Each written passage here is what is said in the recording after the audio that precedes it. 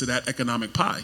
So black men are looking back and they're saying, okay, we had the 4 years of Trump, we have the 4 years of Biden Harris. Which one was better for my pockets? Which one was I excelling in more and more? And if you look at the economic data, it's not a doubt. It was under Donald J. Trump. And that's why you're seeing more and more black men saying, you know what? I'm going to roll with Trump. I would just have to disagree because, pay attention, he said up until that point, it was the lowest unemployment rate. The lowest unemployment rate for black people was actually in 2023 under Joe Biden. Donald Trump inherited a strong economy from Barack Obama, number one, and he fumbled the bag. He had a strong economy, he got hit with COVID, and he fumbled the bag. So Biden gets in office with a pandemic, a financial catastrophe, and had to build it back up. What we look at is people who have a memory of the beginning of Donald Trump and not the end of Donald Trump. And government is like a ship.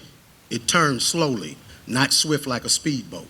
And so the progress that we saw in the very beginning of his term, he just inherited that. So when we talk about the benefits of Trump, there really were none in the end. All right, guys, so we got to talk about this debate between Byron Donalds and failed progressive activist Gary Chambers. Now, why am I calling him a failed progressive activist? Well, because Gary Chambers ran for U.S. Senate against John Kennedy in Louisiana, okay? And this is the same guy that ran on weed, right? The guy literally released an ad of him smoking marijuana, okay, in the ad, okay? And he thought for whatever reason this would help him get elected, right? When it really just showed how not serious this person is when it comes to politics. He doesn't really understand the economy. He doesn't understand how anything works. He's really just repeating progressive talking points, especially when it comes to the economy, right? Which is what I want to react to in this debate between him and Byron Donalds. Byron Donalds, somebody that does understand the economy because he worked in finance, right? His whole career is not being a politician, is not being an activist, right? He actually had a real job. So he has real experience to lean on in regards to the things that he's saying, okay? He's not just repeating progressive talking points that in reality don't really work out when you look at the policy. So without further ado, let's go ahead and get into Byron Donalds. School this guy on the economy. First, number one, when Barack Obama left office, the economy was actually not growing. We were in a stagnant economy. And this is my career. I'm securities licensed. I worked in the business 17 years. The economy was actually growing only 1 to 1.5% per year when Donald Trump came into office. When he cut regulation and put in his tax policy, which, by the way, like I said before, grew the federal treasury, you lower tax rates, you actually get more tax revenue. That's an empirical fact. When he did that, mirrored with his put together with his regulation cuts, economic growth in the United States went from 1.5 under Barack Obama to 3.5 under Donald Trump. Those are the facts. That's the details. Number two, to what Kamala Harris wants to do. First and foremost, how's she going to build 3 million new homes? Has she actually told us how she's going to do that? Because she has not. Quite frankly, she hasn't told us much of anything, but I digress. Hold on, brother, I'm going to come to that. Here's why. The same regulatory policy that the Biden-Harris administration has now put in across the board, including their environmental regulations, that slows down the ability to build new homes in the United States, and it increases the cost of building homes in the United States. And that's before I get to her economic policy. Number two, giving $25,000 to a first-time home buyer, that's only going to make the cost of homes $25,000 more. Because every seller in the United States is going to say, well, hold up, you a first-time home buyer? You got another $25,000 from the feds? Well, cool. Now my price of my home is now $25,000 more. It's actually not going to help the affordability crisis. Number three, her plan about wanting a $6,000 child tax credit. Well, a funny thing happened in the American Rescue Plan that Joe Biden signed into law in April, May of 2021. Kamala Harris was a deciding vote in the Senate on that plan. In that plan was the same tax credit policy. When that came to the House of Representatives, I was on the Budget Committee. When it came in, we said to them, this is going to create inflation. Because what you're doing is you're going to give the child tax credit combined with state unemployment benefits, and that's going to be more than the average prevailing wage across the states right now. So essentially, people are going to stay at home. Why would you go to work in the middle of the second half of the pandemic, when you're getting state unemployment and you're getting a child tax credit and you're making more money being in the house. That created a labor shortage in the United States, which created the inflation that's been crippling families. So, brother, I hear what you're saying, but the economic record is clear. If you're trying to generate economic growth, which is the thing that's going to allow small businesses to thrive, allow black people to thrive, Hispanic people, white people, etc., you have to have a low tax environment. You have to have a low regulatory environment. And she's not proven that she can build, frankly, anything. She's in charge right now of the broadband program that was in the Inflation Reduction Act. They've not added anybody under the Biden-Harris administration to rural broadband, even though they put $42 billion towards that program. So I'm looking at what she's done, not what she says. And what she says doesn't add up. Okay. Wow. Byron Donalds is a beast. We really have to start throwing Byron Donalds in the conversation with Vivek, with JD, with Tulsi, with RFK, with the team of individuals that Trump is surrounding himself with, right? Because Byron Donalds is putting in so much work, especially when it comes to going on these, black platforms, right? These outlets where it's just nothing but Democrat Party talking points, okay? And schooling these black liberals on the failed policies of the Biden-Harris administration, while at the same time touting the success of the policies of the Trump administration, okay? Nobody does it better than Byron Donalds, okay? Byron Donalds, he's a legend, okay? I'm just saying, as a black conservative, Byron Donalds is a legend, okay? You got to put him up there with Larry Elder, Thomas Sowell, Walter Williams, Booker T. Washington, Candace Owens, right? The Black Conservative Hall of Fame, okay? You got to put him in there because this man is a beast. And I told him when I met him, and I've met him a couple times, right? I told him, I was like, man, you're an inspiration to me, right? You're somebody that, I look up to and I say, wow, if I could be like that guy, right, I would be proud of myself, okay? I mean, we both have the same background. I worked in the securities industry just like he did, right? So we both have financial backgrounds, okay? And, he is somebody that I think is a great representation and role model. And that's what I like the most about him. I think that he breaks a lot of the stereotypes that are typically assigned to black men, okay, in a very, very, very positive way. I think that you said a whole lot of things to say a bunch of nothing in some ways, because you bring up these policies. Question for you: do you support raising the federal minimum wage? No, I don't. I never have. Okay, so when we talk about the policies that he's supporting, those policies support the wealthy. He doesn't support making regular, everyday people be able to earn a higher living, because he believes that the wages are going to trickle down because the people with the majority of the money are going to pour some money into your cup all of a sudden. Again, this is talking points. This dude just said that Byron Donalds said a whole bunch of nothing when this dude responds with a whole bunch of nothing. Byron Donalds just stated facts, right? He literally explained, he walked through how the policies of the Trump administration helped out this country and the results of those policies. And this dude responds with literal talking points from the left. Well, trickle-down economics doesn't work, right? Well, you guys consider to be the Tax Cuts and Jobs Act to be trickle-down economics, and that did work, right? Objectively speaking, it worked, okay? The economy was great under Trump. It was much better than it was under Obama, and part of the reason why, again, is because of the signature Tax Cuts and Jobs Act, right? The so-called tax cuts for the rich that they say only helps out the rich, except the tax cuts actually went to the middle class as well too, and helping out corporations, saying that, hey, you pay less taxes. What does that result in? It results in economic growth. It results in more jobs. It results in higher wages, which all happened under Trump. Okay, this is why real wages under Trump went up. Okay, real wages under Biden have went down. Okay, real wages under Trump are higher than it was under Obama and under Joe Biden. So again, this guy, what he's saying is not backed up by any facts or evidence. When you talk about raising the minimum wage, well, what happened in California when they raised the minimum wage? They lost 10,000 jobs like that. I've covered so many stories about restaurants, businesses closing down, shutting down due to the minimum wage. This has happened all over the country. Anywhere they've tried this stuff, massive job losses. People are currently fleeing California because it's too expensive to live. Because of what? The minimum wage. We've Observe this, empirically speaking. But again, this guy, he has nothing but talking points. This all progressives have talking points. That's it.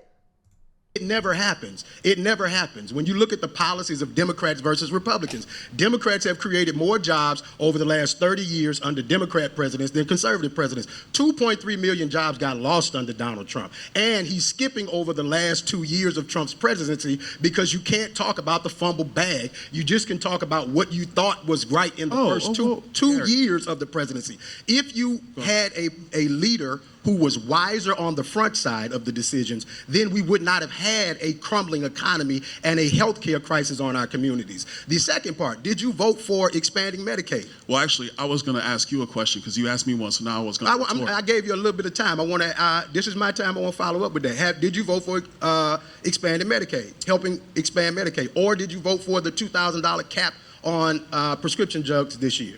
The $2,000 cap, I believe that was in the American Rescue Plan. Did you vote for it? Well, no, because it created inflation. Okay, that's my point. You can't ask one question. It's a yes, no, it's a yes this or no. is the problem with these debates. You can't ask one question. Okay. I want to know, did you vote for it? Because if you didn't, This dude is such a clown, right? He's basically trying to hold Byron Donalds responsible for not going along with the Democrats and their massive stimulus bill that was trillions of dollars in spending that contributed to inflation, caused inflation, really. Okay. He's trying to criticize Byron Donalds because Byron Donalds voted no on that piece of legislation, but that piece of legislation contained all types of things that had nothing really to do with stimulating the economy, okay? So, again, this is just more BS. Vote for that. That's what benefits your grandmother and your grandfather, because now they don't have to pay over $2,000 a year for medical care costs. So when you talk about these things, talk about policies that actually impact working class people. The policies of Donald Trump benefit the wealthy, and those policies never trickle down to you. And just because a rich man's doing well doesn't mean you will. Okay, counter. Okay, the talking points are cool, but let's get real. Yeah, First and talking point, foremost, bro. Seattle was the first city that went to a $15 minimum wage. I believe it was about 7 or 8 years ago. Do you know what happened to working people in the city of Seattle? Their hours were cut. Do you know why their hours were cut? Because the price per employee was so much higher that businesses had to start cutting back. People went from working 1 or 2 jobs to working 2 or 3 jobs in the city of Seattle. If you want to, hold on, Gary, now, I backed up. Now chill out for a minute now. Okay, now, if you want to go to the other thing about the minimum wage, if we want to have that economic conversation, another thing to understand, the prevailing wage, the prevailing market wage right now is significantly over the minimum wage. That's actually the real impact when you look at the minimum wage at any point in time over the last 50 years, that the market wage is always over the minimum wage. The minimum wage is a wage for entry-level employment. So if, my kids are 21, 17, 13, if they have to go work in a restaurant or work on a construction site or work in a hotel or doing something like that, and by the way, in construction, you make a lot more than the minimum wage. Let's establish that. But if you're going to do that, they don't have the skill set to be able to demand a higher wage. That was the original purpose. $7.25 an hour. That was the original purpose of the minimum wage. And so I will tell you, and the economic data really over 50 years now has proven that the minimum wage is not really indicative of what people are making every single day. And actually, when you raise the minimum wage, what ends up happening is you start pricing out low-skilled labor. What's happened at Panera Bread? What's happened at Walmart? What's happened at Costco? What's happened at McDonald's? All these companies, well, when you push a higher wage, what they are starting to do is move towards automation. So now there's less people working in those stores. What does that do to people who are trying to find ways to make ends meet? It gives them less ability to find a job and less ability to put money in their pocket. So specifically to the minimum wage, one quick thing, Tez, I'm gonna go quick on this one.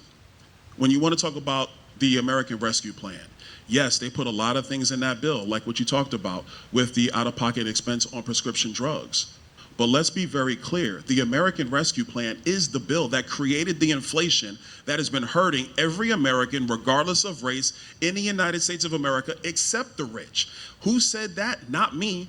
Lawrence Summers, who was the economic advisor to Bill Clinton, because he came out when that bill came out and he said, do not do this. The economy doesn't need this stimulus. It's gonna cause inflation. Larry Summers was right. House Republicans were right. Kamala Harris and Joe Biden were wrong. So how are you going to entrust her with the economic future of our country when she's already damaged the last 4 years of purchasing power for the same people who need help today? Okay, so I want you to counter that, Gary. Then I believe we'll have a question from the audience, and then we want to get to the next topic. I want to make sure both of you have time. I don't want to go into the details of everything he said, but what I will say is that no American should be making $7.25 an hour anywhere in this country. And if you got a congressman who supports keeping the federal minimum wage at $7.25 an hour, I don't care if you're 15, 16, or 21, you can't afford to pay a light bill on working 40 hours a week at $7.25 But let's be very clear. No American is making $7.25 an hour. That's not true. I live in South Louisiana. I guarantee you I can find you somebody making $7.25 an hour. Mm-hmm. This guy's a clown. This guy's a clown. Again, he clearly doesn't understand how the economy works. He doesn't understand business. He doesn't understand anything. Right? All he understands is talking points. This guy sounds like Nina Turner. Right? This guy sounds like AOC. He sounds like Bernie Sanders. But the reality is that when these policies, these progressive policies that these people implement, once they actually get implemented, what happens is that what conservatives say was going to happen, what supply siders say was going to happen, actually happened. But yet they try to tell us, oh, well, we're wrong. We believe in voodoo economics. This is what they say. These are the people that believe in voodoo economics. Modern monetary theory is voodoo economics. This idea that you just spend an unlimited amount of money and it doesn't matter because we have fiat currency. And as long as you eventually end up taxing the rich, right, then, hey, you don't have to worry about inflation. It's totally fine. This is what people like this clown believed in. That's what justified all the spending that the Democrats decided to do, even though we didn't need it, right? We didn't need it. They decided to do it anyways because they were listening to the liberal progressive economists, right? The ones that mainstream liberal media and Democrats always cite. That's who they were listening to. And the result was inflation. They never ended up taxing the rich. Guess who they taxed? They taxed the poor. They taxed the middle class via what? Inflation, which is what supply siders, conservatives, said was going to happen. Exactly what we said was going to happen. And it happened. When you look at every single time they raise the minimum wage artificially, like, for example, in Seattle, I'll go into a more concrete example than Byron Donalds used because I did a story on this. The rideshare drivers, the delivery drivers more specifically, they demanded like a $25, $30 an hour minimum wage to do delivery. What happened was that when they implemented that, the demand for delivery crashed. People say, all right, you know what? It's not even worth me getting delivery because it's too expensive. I might as well just go and get my own food, right? Go drive and get my own food instead. So you had restaurants losing money because people weren't ordering takeout as much as they were before, which resulted in less orders for the delivery drivers, and they ended up making less money because they got less work. They got less hours. So their minimum wage went up, but the amount of money they made, they took home, went down despite the wage increase. These are the things that we observe in the real world. This is empirically what happens. But yet, these people, for whatever reason, they just continue on with their talking points, pretending as if everybody else is ignorant on economics except them. They're the ones that are ignorant. These fools are the same people that try to convince you that Trump economic policies failed and he was such a failure.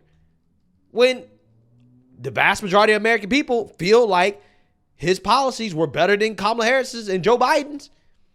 We got better results from trickle-down economics under Trump than we have gotten from tax and spend from Joe Biden and Kamala Harris. The progressive economic policies. So again, this is the difference between somebody who actually has worked in industry, who knows what he's talking about, versus somebody whose career is built on activism. A self-admitted pothead, right, running on weed, who hasn't had a real job, hasn't worked in any industry, hasn't done anything outside of being a progressive activist. That's it. Just race hustling, right? Race hustling and boohoo, whine, and crime victimhood. That's the difference. All he has is talking points. Byron Donalds has facts, data, logic, and real policy to back up what he's saying. So, hey, I think the difference was clear in regards to who came out on top in this economic debate. Let me know what you guys think. Make sure you like, comment, and subscribe. Most importantly, share a Black conservative perspective. Peace.